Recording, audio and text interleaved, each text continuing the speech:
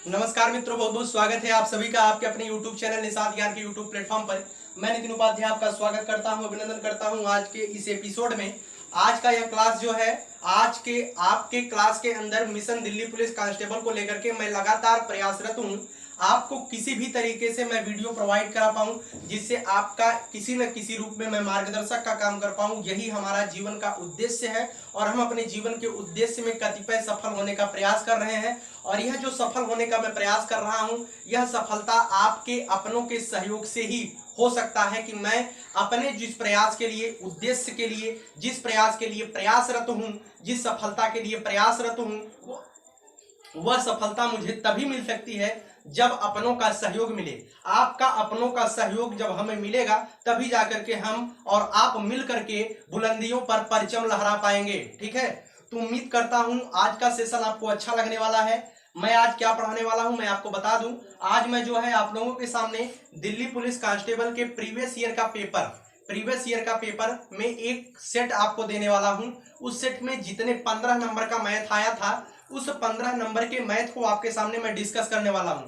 देखिएगा, आज आपके सामने मैं मैथ का डर ही समाप्त करने वाला हूं कि 15 नंबर का जो मैथ आएगा दोस्तों, वो मैथ कितना सरल होगा, इसको आप देखिएगा। मैथ कितना सरल होने वाला है। ठीक है, मैथ कठिन नहीं है, मैथ बहुत ही सरल है। ठीक है, और जो 15 नंबर का कांस्टेबल लेवल का प्रश्न है, बहुत सरल है। उसी को मैं दिखाने वाला हूं किस तरीके से मैं आपको पढ़ाऊंगा। ठीक है, इससे पहले मैं आपसे एक आग्रह करूंगा, अगर आप मेरे वीडियो को पसंद करते हैं तो चैनल पर पहली बार आते हैं, चैनल को लाइक करके, वीडियो को सब्सक्राइब करके, चैनल को सब्सक्राइब करके, वीडियो को शेयर करके हमारा सपोर्ट कर सकते हैं। और इसी के साथ मैं आज का सेशन शुरू करता हूं। चलिए, सबसे पहला क्वेश्चन आपके सामने व्हाइट बोर्ड पर क्वेश्चन लगा दिया गया है। क्वेश्चन को देखिएगा, यहाँ पर मेरे पास हार्ड कॉपी है क्वेश्चन की, यहां से मैं क्वेश्चन पढ़ता हूं। सबसे पहला क्वेश्चन है, 86 नंबर का क्वेश्चन है। यदि x तथा y सम संख्याएं हैं तो निम्नलिखित में से कौन सी एक विषम संख्या है। इसमें कहा गया है, पहला सवाल है, यदि x तथा y सम संख्याएं हैं, क्या दिया गया है, सम संख्या दिया गया है। हम x और y को 2 और 4 मान लेते हैं। चलिए 2 और 4 मान लेते हैं। सबसे पहले ऑप्शन पर कुछ करते हैं, x की पावर y, 2 की पावर 4, क्या यह सम संख्या होगी? कभी नहीं होगी। अब चलिए आगे बात करते हैं, x y, 2 का गुणा हम 4 में करेंगे, क्या सम संख्या आएगी? नहीं आएगी, अर्थात ये भी ऑप्शन गलत है। x plus y plus x y, x plus y plus x y, मतलब 2 प्लस 4 प्लस 2 गुणे 4, 2 चौका 8 प्लस 4 प्लस 2, 8 4 12, 2 16, ये भी सम संख्या नहीं प्राप्त हुई। अर्थात चौथा ऑप्शन सही होने वाला है, x प्लस वाई प्लस 1, अर्थात 2 प्लस 4 प्लस 1। ठीक है, 2 4 6, 6 और 1 7। ठीक है, दो सम संख्याओं का जब इस तरीके से कैटेगराइजेशन करेंगे, चौथे ऑप्शन पर रखेंगे, मतलब दो सम संख्याएं हमने मान लिया 2 और 4 है। 2 और 4 को हम चारों ऑप्शन पर रख करके देख लिए, चारों ऑप्शन में चौथा ऑप्शन सही आया। चौथे ऑप्शन में जब हम x की जगह पर 2 और y की जगह पर 4 रखते हैं तो उसका जो परिणाम प्राप्त होता है वह एक विषम संख्या प्राप्त होती है। तो उम्मीद करता हूं पहले क्वेश्चन का ऑप्शन नंबर डी सही है, आपको अच्छी तरीके से समझ में आ गया होगा। देखिए, मैथ का डर अच्छी तरीके से एकदम क्लियरली समाप्त कर लीजिए और इस प्रैक्टिस अर्थात इस प्रीवियस ईयर के पेपर को करने के बाद आपके अंदर एक कॉन्फिडेंस और आपका जो उद्देश्य है, जो पढ़ाई करने का स्ट्रेटजी है, उसे आपको किस तरीके से बनाना है, यह चीज आपको समझ में आने वाली है। चलिए अगले क्वेश्चन पर चलते हैं। अंक 7 संख्या 0 से 108 तक कितनी बार आती है? इसमें पूछा गया है 0 से 108 तक कितनी बार 7 आता है। ठीक है, तो आप गिन कर देख लीजिएगा, 7 आएगा, 17 आएगा, ठीक है, 27 आएगा, 37 आएगा, ठीक है, उसके बाद 47 आएगा, उसके बाद 57 आएगा। जिसमें 7 आ रहा है वही मैं लिख दे रहा हूं। 67 में आएगा, 71 में आएगा, 72, 73, 74, 75, 76, 77, 78, 79, 79 के बाद 87 में आएगा, 97 में आएगा, 107 में आएगा। अब इसे ही गिन लीजिए, इसे गिन लीजिए, 0 से 108 के बीच में यहाँ पर 0 है और यहाँ पर 108 है, इसके बीच में कितनी 7 आई है वही आपको गिनना है। ठीक है, चलिए 1 2 3 4 5 6 7 8 9 10 11 12 13, यहाँ पर 7 7 2 बार आया है तो 13 में 14 हो गया, 15 हो गया, 16 17 18 19 20, ठीक है, ठीक है 20 हुआ ना। यहाँ पर कहीं पर छोड़ दिया है मैंने, ठीक है। इस तरीके से आप गिनेंगे तो इसमें कितने आएंगे, कितने 7 आएंगे, तो 21 7 आएंगे, ठीक है, 21 7 आएंगे। एक बार पुनः आप गिन लीजिए, 1 2 3 4 5 6 7 8, ठीक है। यहाँ पर देखिए 70 में भी 7 आएगा, 8 हो गया, 9 हो गया, 10 11 12 13 14 15 16 17 18 19 20 21, अर्थात 0 से 108 के बीच में कितनी बार 7 आएगा।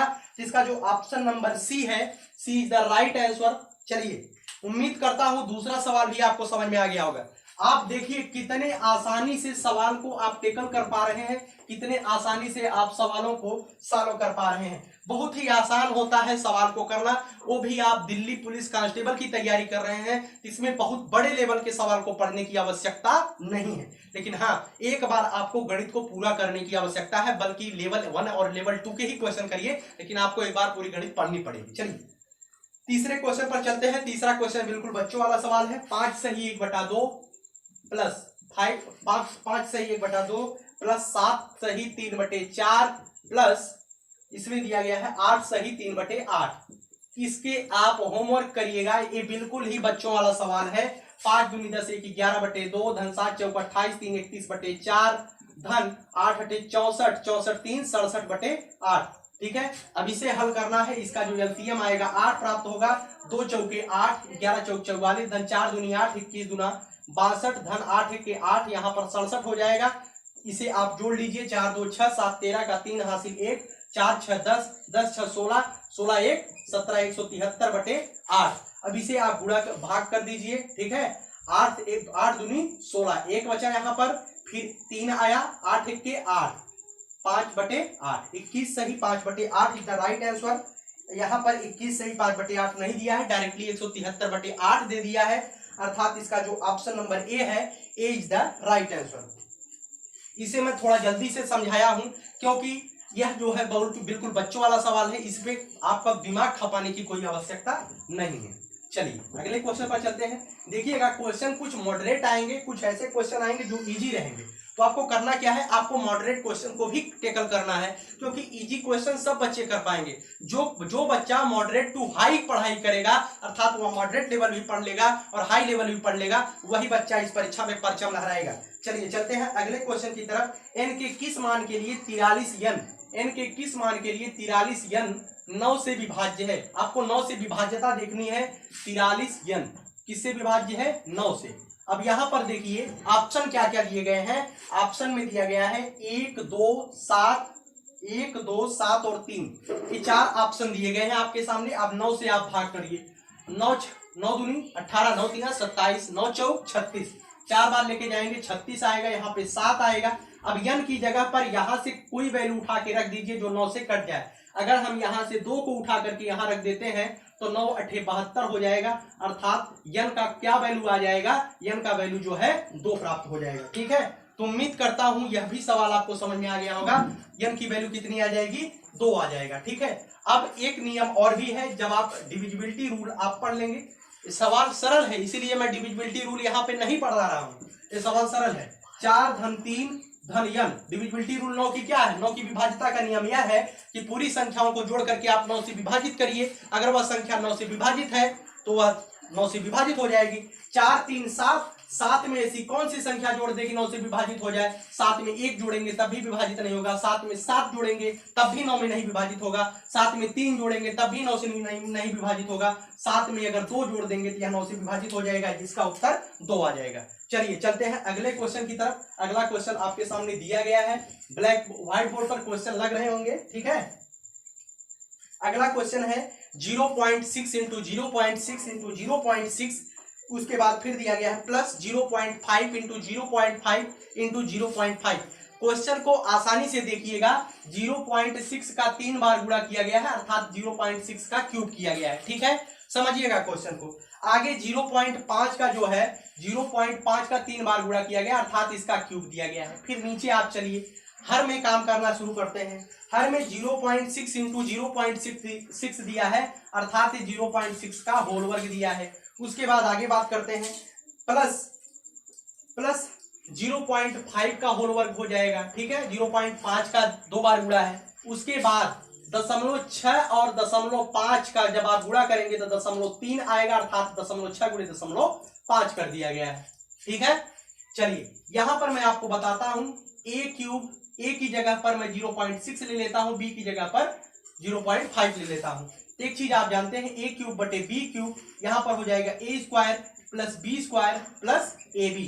ठीक है, a cube plus b cube का फार्मूला हम जानते हैं दोस्तों, क्या होता है, ए प्लस बी, एक ब्रैकेट में होता है ए स्क्वायर, यहां पर दोस्तों माइनस है। ठीक है, यहां पर माइनस है। ठीक है, a square plus b square minus a b होता है, और नीचे बटे में दे दिया है a square plus b square plus minus a b, यहां पर माइनस है, माइनस ए बी दिया गया है।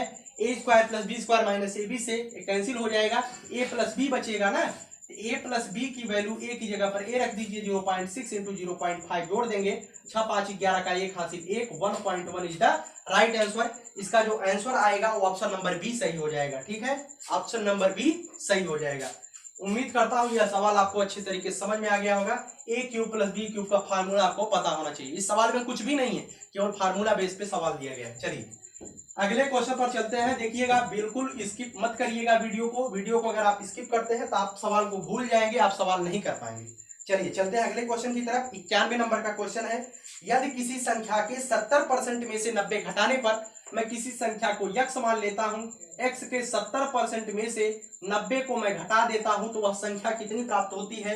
तो रिजल्ट 120 आता है, तो वह संख्या आपसे पूछा गया है। ठीक है, चलिए या 0 से 0 कैंसिल कर देते हैं, 7x/10 minus 19 is equal to 120। 90 को इधर लेके चले आते हैं, 7x/10। ठीक है, 120 में 90 जोड़ेंगे 210 हो जाएगा, x इक्वल टू हो जाएगा 210 गुणे 10 बटे 7, 7 या 21 30, 30 दहा में 300। ठीक है, हम किस तरीके से करे हैं आप इस चीज को आसानी से जानते होंगे, यहां पर कुछ बताने की आवश्यकता आपको नहीं है। चलिए मैं एक बार पुनः बता देता हूं, 0 से 0 मैंने कैंसिल कर दिया, यहाँ पर 7 का x में गुणा किया, 7x/10 माइनस 19। अब पक्षांतर यहाँ पर मैंने किया है, 90 को इधर लेके चलाया, 120 में जब आप 90 को जोड़ेंगे तो 210 हो जाएगा, 7x/10 बराबर 210 है। इसकी तिर्यक गुणा कर दिया मैंने, 210 गुणे 10, और 7 को मैंने बटे में लेकर चलाया, इसलिए x की वैल्यू कितनी प्राप्त हो गई, 30 प्राप्त हो गई। ठीक है, 300 प्राप्त हो गई। चलिए चलते हैं अगले क्वेश्चन की तरफ। ऑप्शन नंबर कौन सा सही है आप देखिएगा। चलिए अगला क्वेश्चन बिल्कुल भी आसान है, बिल्कुल आसान बनाने का मैं प्रयास कर रहा हूं। अगला क्वेश्चन है, पीतल में तांबे तथा जस्ते का अनुपात 13:14 है। पीतल में तांबा और जस्ता का अनुपात दिया गया है। तांबा और जस्ता का अनुपात कितना दिया गया है दोस्तों, 13:14 दिया गया है। ठीक है, उसके बाद क्वेश्चन में कहा गया है, 11:14 दिया गया है।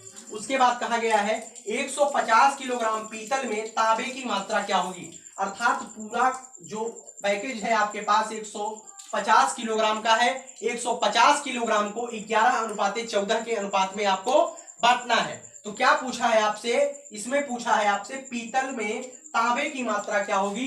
तो पीतल में तांबे की मात्रा, तांबा 11 है, 150 गुणे 11 बटे अनुपाती योग 11×14 25 होता है।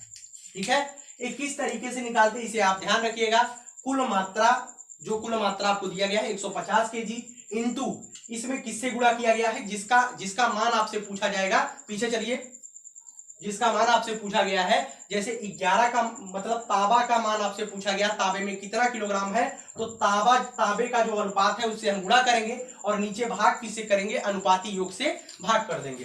25 चौका 100, 25 पंचे 125, 25 छक्का 150, 11 छक्का 66 केजी। ठीक है, तो तांबे की जो मात्रा हो जाएगी दोस्तों, कितना हो जाएगा, 66 केजी हो जाएगा। इसका जो राइट आंसर है ऑप्शन नंबर सी इसका सही है। चलिए बहुत ही तेजी के साथ हम अपने इंड की तरफ बढ़ रहे हैं बहुत ही जल्दी जल्दी और कदमों के साथ स्ट्राइक लेते हुए बढ़ रहे हैं अपने मुकाम की तरफ। चलिए अगला क्वेश्चन है, प्रथम 8 सम संख्याओं का औसत क्या होगा। प्रथम 8 सम संख्याएं कौन कौन सी है दोस्तों?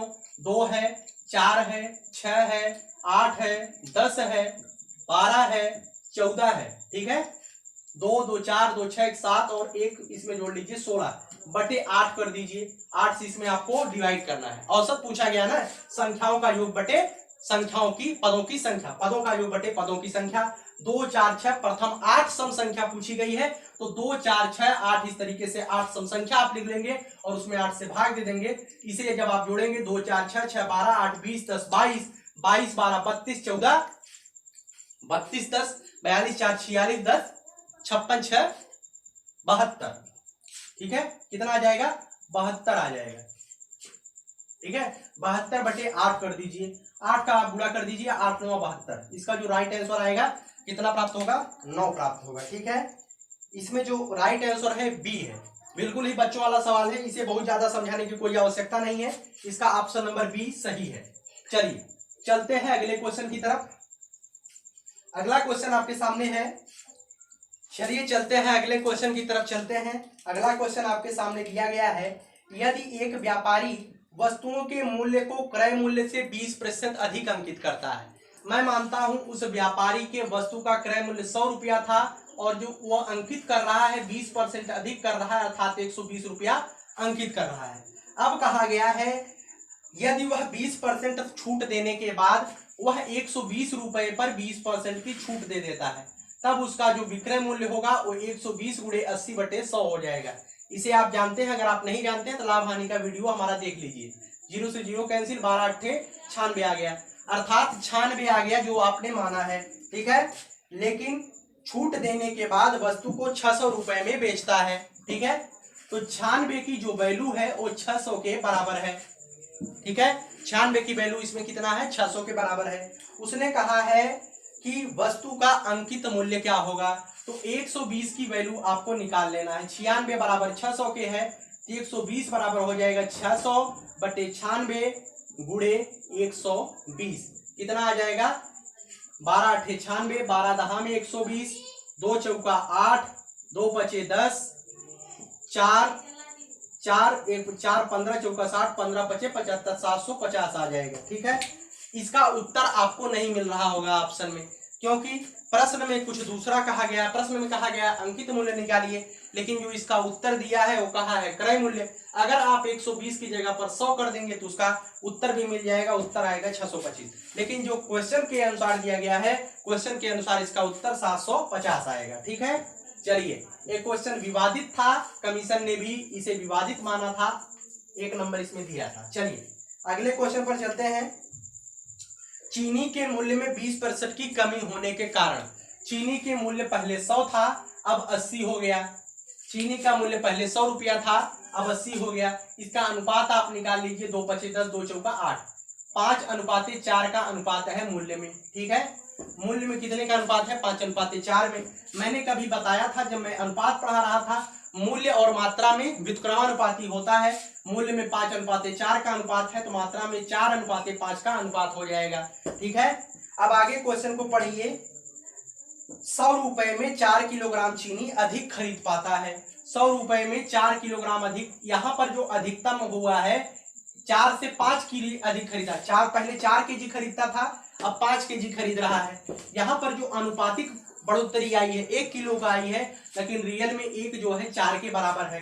जब 1 4 के बराबर है, 4 जो है 16 केजी के बराबर हो जाएगा, 5 जो है 20 केजी के बराबर हो जाएगा। ठीक है, उसके बाद सवाल को आगे पढ़िएगा। सवाल में कहा गया है 100 रुपए में 4 किलोग्राम चीनी अधिक खरीदता है, मतलब पहले 100 रुपए में 16 केजी खरीदता था, अब 100 रुपए में 20 केजी खरीदता है।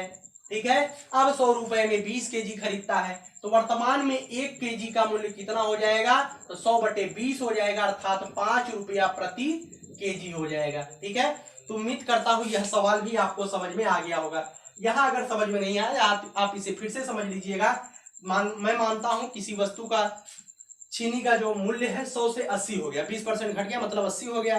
फिर मैं इसे अनुपात में मतलब कन्वर्ट कर लिया। मूल्य और मात्रा में व्युत्क्रमानुपाती होता है। उसके बाद मैंने किस तरीके से किया है आप आसानी से समझ पा रहे होंगे। चलिए चलते हैं अगले क्वेश्चन की तरफ। अगला क्वेश्चन आपके सामने है, बहुत ही आसान है। अगला क्वेश्चन है, पी क्यू आर ने मिलकर साझेदारी में एक व्यापार शुरू किया। मैंने साझेदारी का 2 वीडियो डाला है, ठीक है। मैं साझेदारी का केवल 2 वीडियो डाला हूं।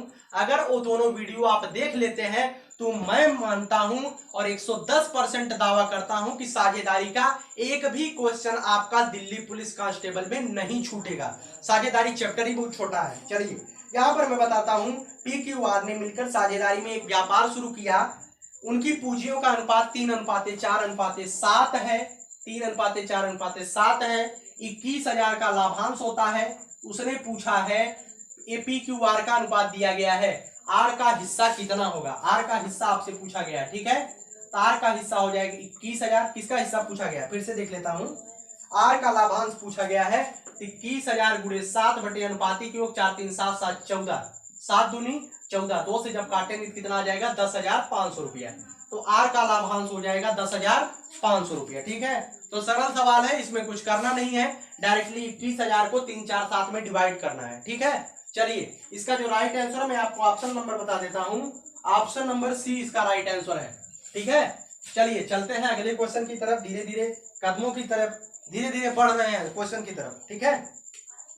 चलिए सवाल बिल्कुल ही आसान है, देख रहे होंगे आप, सवाल का लेवल देख रहे होंगे। सवाल का लेवल क्या है, सवाल का लेवल यह है कि आपको केवल और केवल अंक गणित को एक बार रिवाइज करना है, अर्थात एक बार पढ़ लेना है, ठीक है। आपका 15 में से 15 नंबर आपका सही होने वाला है। चलिए अगला क्वेश्चन है, यदि ए की आय का 30%, ए की आय का, यहां पर देखिएगा, ए की आय का 30%, ए की आय का 30% बी की आय के 60% के बराबर है, ठीक है। तो परसेंट से परसेंट कैंसिल हो जाएगा, इससे ए कैंसिल हो जाएगा। ए बटे बी की वैल्यू आ जाएगी 6/3, 3 1 के 3 दूनी 6, अर्थात ए बटे बी की वैल्यू आ जाएगी 2/1। उसमें पूछा है बी की आय ए की आय का कितना परसेंट है। यहां पर मैं मानता हूं बी की आय 1 है और ए की आय 2 है। 1 जो है 2 का कितना परसेंट है, यही आपसे पूछा गया है। 1 2 का कितना परसेंट है, अर्थात 1/2 गुणे 100 बराबर 50%, ठीक है। इसका जो ऑप्शन नंबर ए है, ये बिल्कुल ही सही है। Option number A is the right answer, ठीक है। तो उम्मीद करता हूं सवाल आपको अच्छी तरीके से समझ में आ रहे होंगे और बहुत ही अच्छी तरीके से आप सवाल को टेकल कर पा रहे होंगे, बहुत ही अच्छी तरीके से सवाल को हल कर पा रहे होंगे। चलिए चलते हैं अगले क्वेश्चन की तरफ। अगला क्वेश्चन है, 2 लड़कियों की वर्तमान आयु का अनुपात 3:4 है। 2 लड़कियों की वर्तमान आयु का अनुपात 3:4 है। मैं मानता हूं उनकी आयु 3x और 4x है, ठीक है।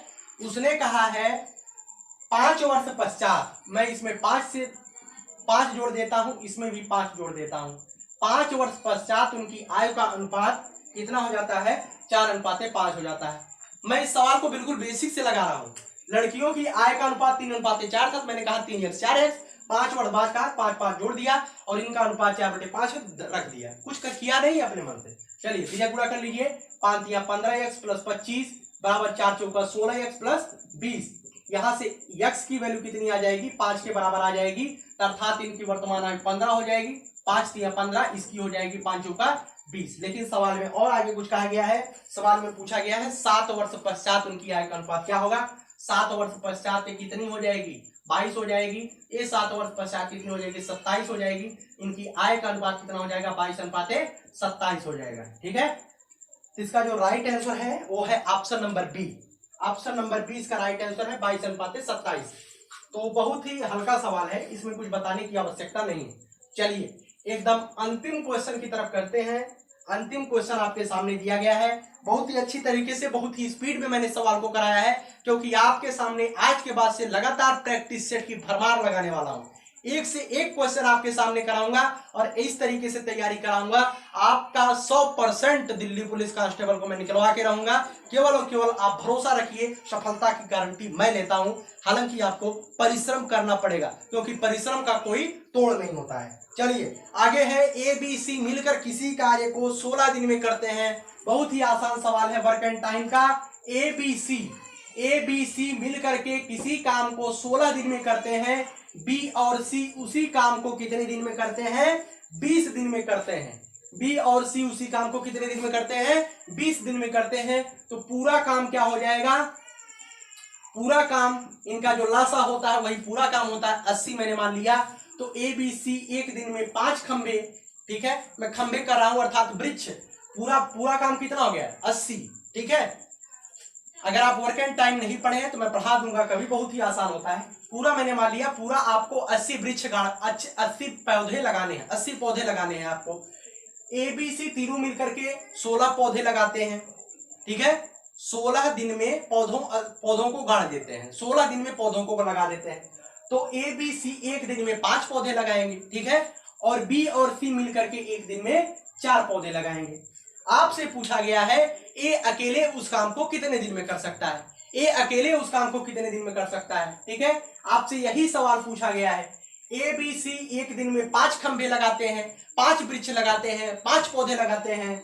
B और C मिलकर के एक दिन में 4 पौधे लगाते हैं, ठीक है। तो आपसे कहा गया है ए अकेला इस कार्य को पूरा करने में कितना दिन लेगा, ठीक है। तो देखिए, एक दिन में 5 पौधा वो लगा दिया, 4 वो लगा दिया। तो ABC, यहां से देखिएगा, ABC एक दिन में 5 पौधा, B और C एक दिन में 4 पौधा, ठीक है। तो इसमें से A एक दिन में कितना पौधा लगाएगा? तीनों मिल करके एक दिन में 5 पौधा लगाते हैं, तीनों जब मिल जाते हैं, और B और C ए जब मिल जाते हैं तो एक दिन में 4 पौधा लगाते हैं। अर्थात जब ए की पौधों की बात होगी तो ए भैया एक दिन में 1 पौधा लगाएगा। ए एक दिन में कितना पौधा लगाएगा? 1 पौधा लगाएगा, ठीक है। तो उसे कितने पौधे लगाने हैं? उसे पौधे लगाने हैं 80। तो ए अगर एक दिन में 1 पौधा लगाता है तो 80 पौधे लगाने में कितने दिन लगाएगा भैया? 80 दिन लगाएगा, ठीक है। इसका जो राइट आंसर आ जाएगा D, option number D is the right answer, ठीक है। तो गणित को मैंने एकदम आसान करके दिखाया है। जो 15 नंबर का क्वेश्चन है, जो दिल्ली पुलिस कांस्टेबल में 15 नंबर आने वाला है, वो किस तरीके से आएगा मैंने आपको अच्छी तरीके से देने का प्रयत्न किया है। आप इस भ्रम में मत रहिएगा कि CGL लेवल का क्वेश्चन आपके सामने देखने को मिलेगा। क्वेश्चन आपको बिल्कुल हलवा देखने को मिलेगा। हालांकि आपको केवल और केवल प्रैक्टिस की आवश्यकता है। Practice is make perfect future, क्योंकि अभ्यास ही आपके भविष्य को संवार सकती है। अभ्यास ही आपको आपके मुकाम तक पहुंचा सकती है। आप अभ्यास का चिंता आज से छोड़ दीजिए। मैं आपके सामने आज हाजिर हो गया हूं, तो आपके सामने अनवरत आपकी परीक्षा तक प्रैक्टिस सेट लेकर उपस्थित होता रहूंगा। और जो कुछ पढ़ाई के रूप में मैं आपको दे पाऊंगा वो देने का मैं भरसक प्रयास करूंगा। जितना मेरे अंदर सामर्थ्य है मैं आप तक पहुंचाने का चेष्टा कर रहा हूं। समाज सेवा ही मेरा लक्ष्य है और मेरा अंतिम लक्ष्य है समाज सेवा।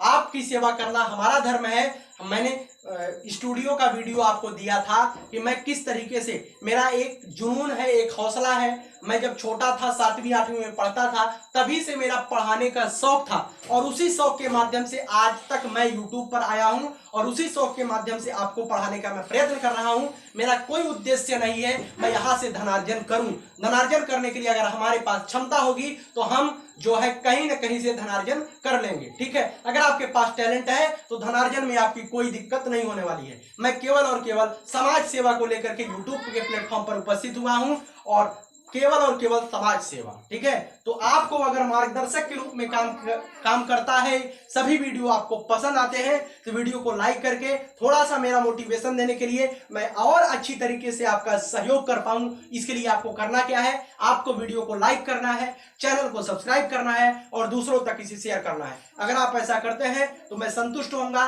तहे दिल से आपका धन्यवाद देता हूं। बहुत बहुत धन्यवाद दोस्तों। आप इसी तरीके से मेरे ऊपर सपोर्ट करते रहिए। मैं आपका भरसक प्रयास करने का प्रयास करूंगा और भरसक साथ देने का प्रयास करूंगा। आपके अंतिम लक्ष्य